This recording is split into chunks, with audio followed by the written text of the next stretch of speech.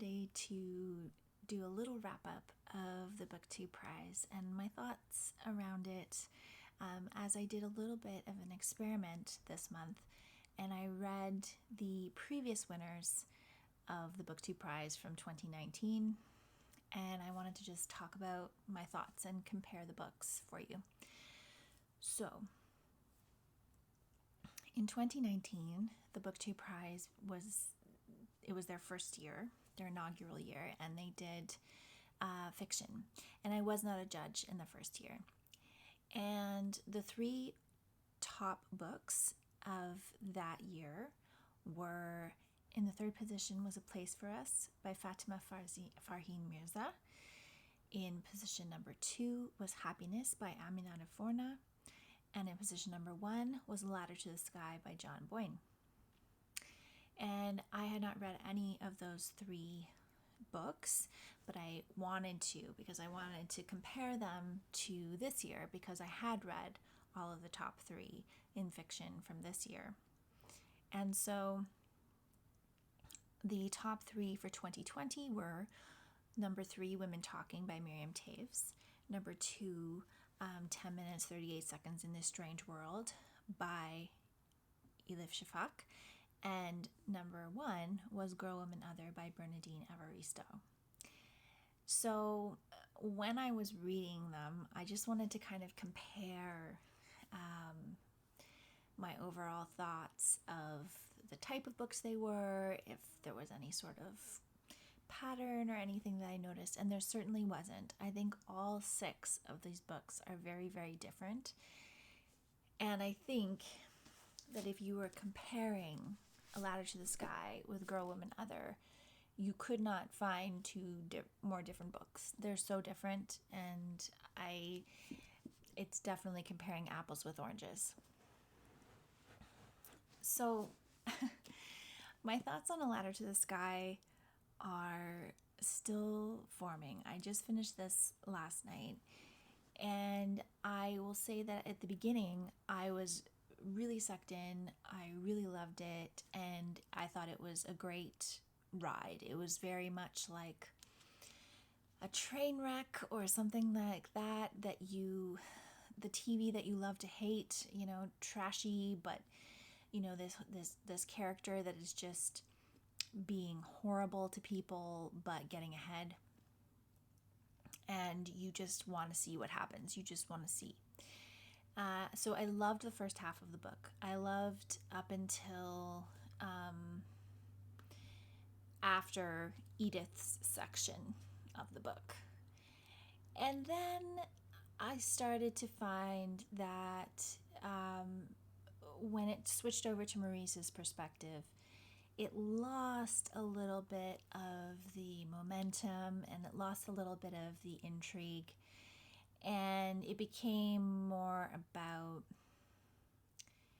you deciding whether Maurice is a worthy person to you or not, and it just really shifted, and I didn't enjoy the second half as much. I'm not that surprised that it won the inaugural BookTube prize, because a book like this is very easy to consume. So even though for some people who don't like reading about horrible people doing horrible things, you probably wouldn't enjoy this book, it's still a quick read. It flows. For me, it was a bit too predictable. I kind of knew what he was doing, and I kind of knew. I knew there was nothing in here that was a twist to me. There was no surprise. Maybe Toews' reveal was a little bit of a surprise, or it wasn't something that I was predicting necessarily, but I knew pretty much that it was a reckoning, So I would never have put this first in the category that I was reading. To me, out of the top 3 from 2019, Happiness would have been my number 1. I probably would have put A Place for Us by Fatima Farzeen Mirza second, and this one third. I don't know. this book was, it is what it is. And I feel like for me, I was very intrigued with the idea that the plot, that the perspective would have stayed not Maurice's perspective for the whole book. I think that would have been really interesting to read about his reckoning from the perspective of other people instead of his own perspective, because that made you sympathize with him a bit more, or I don't know. I think it would have justified things a bit more. It would have helped this book for me if it would have stayed in that tone that it started out with instead of switching. So while I enjoyed it, and I certainly will read The Heart's Invisible Furies by John Boyne, because I've heard a lot of people talk about how much they love that one. I think it's his most talked about book that I've ever heard, so I will definitely read that. I think his style is very readable. It's a very entertaining. So it's not certainly the style of book that I gravitate towards, but it's certainly something that I felt was worth my time. Happiness by Aminatta Forna was the book that I enjoyed the most, and I listened to that on audio. I felt that one harkened to Barbara Kingsolver's writing.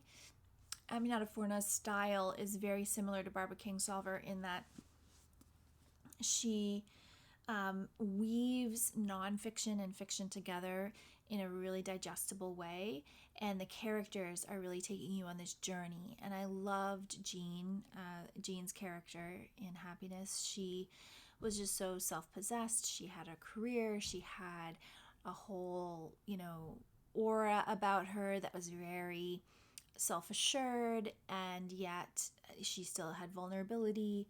I loved her talking about foxes and coyotes, and I loved that. And I did love Attila as well. I thought he was a great character to get to know. And I will say that sometimes the jumping back and forth timeline threw me off a bit just because it was on audio. And so if you didn't catch exactly what they said right at the beginning of the shift in the timeline, it might take a few minutes of listening before you understood what was happening and what time period you were in. But I did like the jumping because I think she really effectively built the characters through that jump. And I loved all the different characters in London that she talked about. She just shared this wide breadth of different types of people.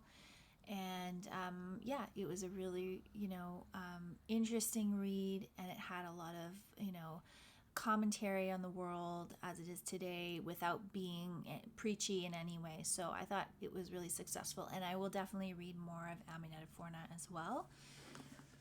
And then A Place for Us by Fatima Farheen Mirza.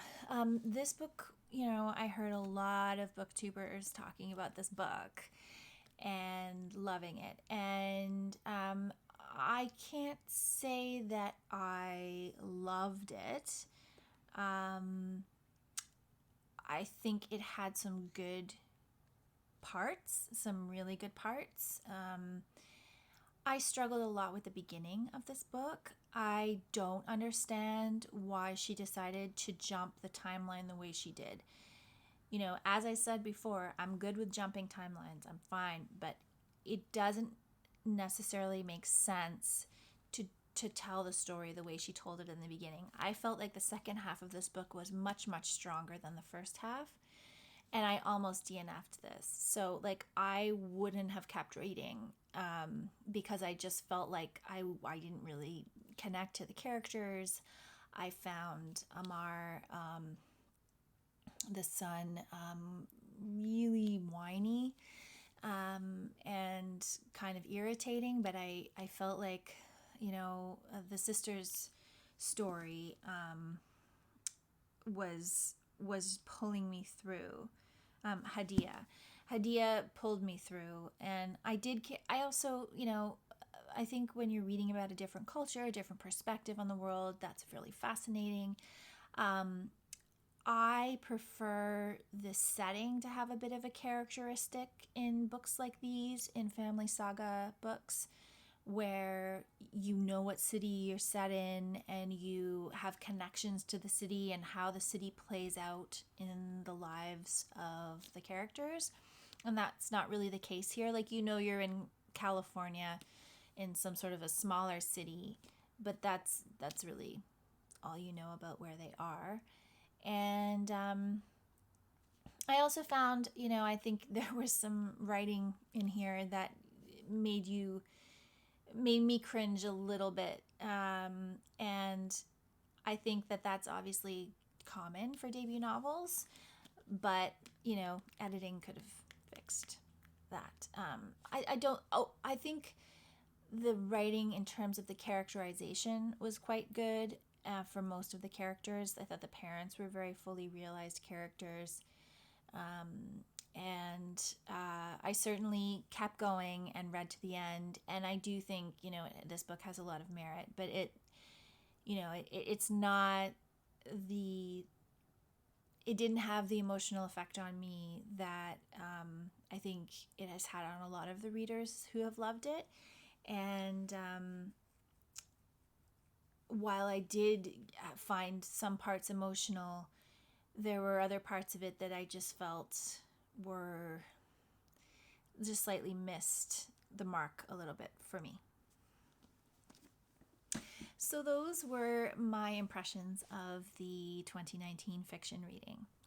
So jump to 2020, and this year I read in both the nonfiction and fiction categories in the prize.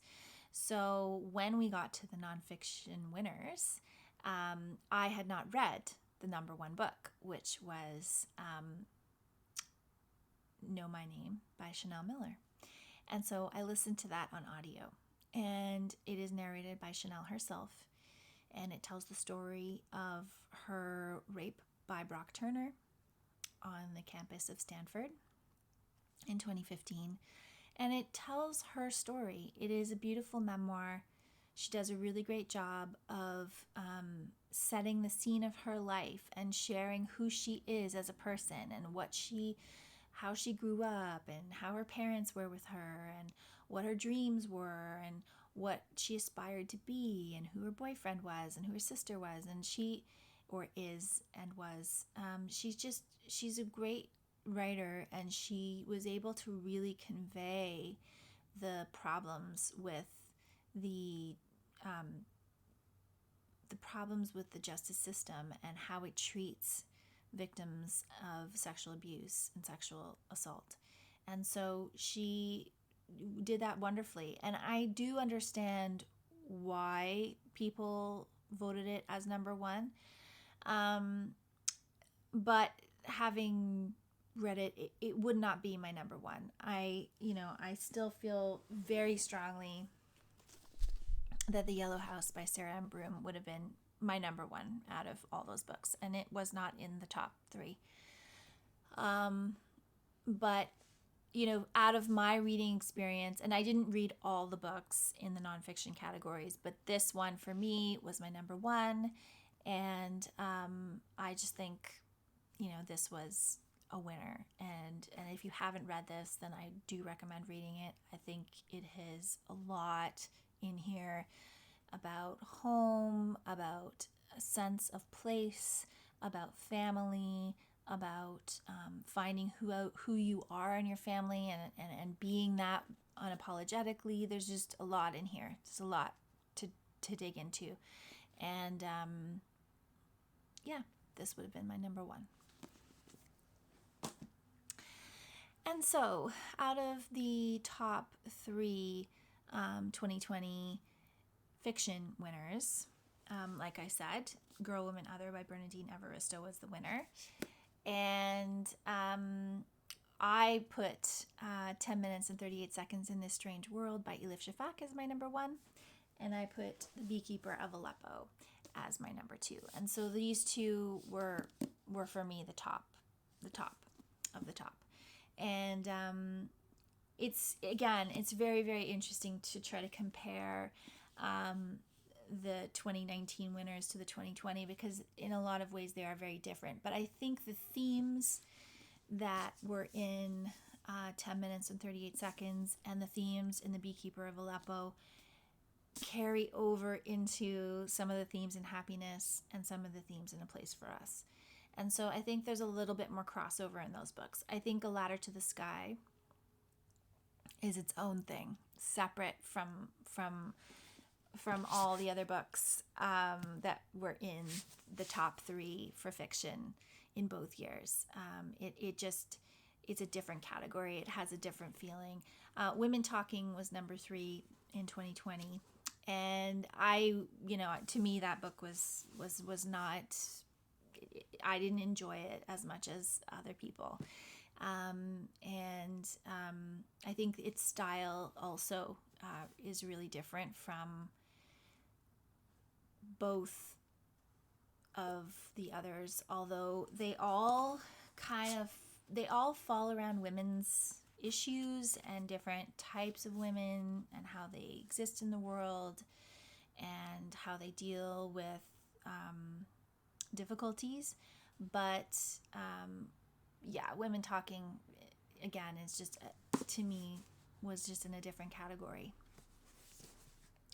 So that is what I wanted to talk to you about today, just kind of comparing and contrasting. And I think the interesting thing about the BookTube Prize is that you get a wide array of different types of books, and sometimes you feel like you shouldn't even be comparing some of these books to each other, but you have to. And what is interesting is seeing the type of readers that the judges are as these books are being voted on throughout the competition. So that will be my last BookTube Prize video for 2020, and I will definitely be doing at least one round in 2021, so you can expect to see some more reading vlogs and results videos for those in the new year. And thank you so much for watching, and I will be back again soon with another video.